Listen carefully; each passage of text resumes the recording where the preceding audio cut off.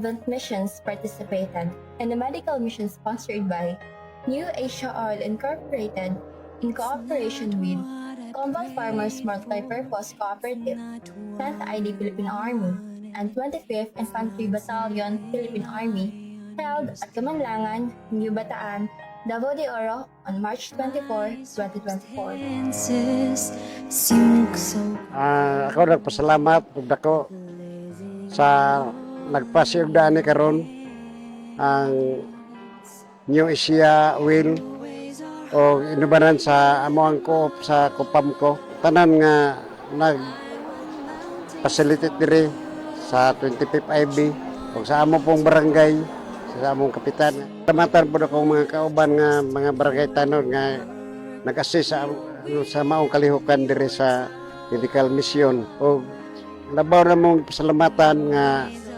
ang mga nagpasiyugda diri karon na nakitir ang mga katawhan diri.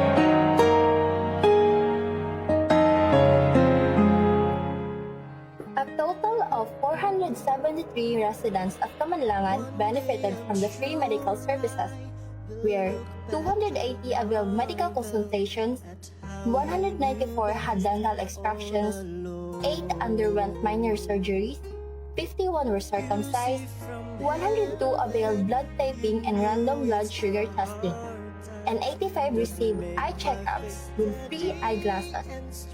Free medicines and vitamins were also provided.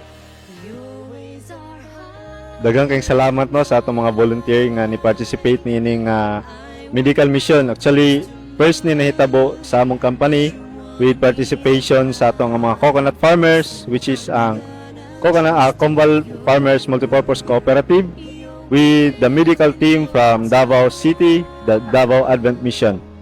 First time ni nahitabo o nabuhat na mo ni dili kay tungod sa pagpakita sa among suporta apan tungod pud sa pagsuporta sa atong mga coconut farmers nga din magapadayon sa ilang pagpanguma nga nasa maayo nga panlawas, no? Kung dili pinaagi sa atong mga kumpanya, the management from New Asia Oil, dili ni ma-success nga panghitabo.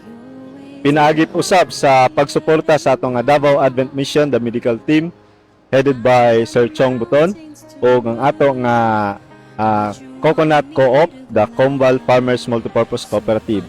Daghang kayong salamat sa inyong pagsuporta, pinansyal, pagsuporta sa inyong effort, pagsuporta sa inyong talento nga diin ma-share nato sa atong mga coconut farmers. Kami nang hinaot nga dili lang ang kami nga company ang magabuhat nini nga mga programa apan usab ang atong mga uban nga coconut oil millers nga magahatag og program sa atong mga coconut farmers aron matagaan og pagtagad ang panlawas sa atong mga coconut farmers. In Acts chapter 20, verse 35, "In everything I did, I showed you that by this kind of hard work, we must help the weak."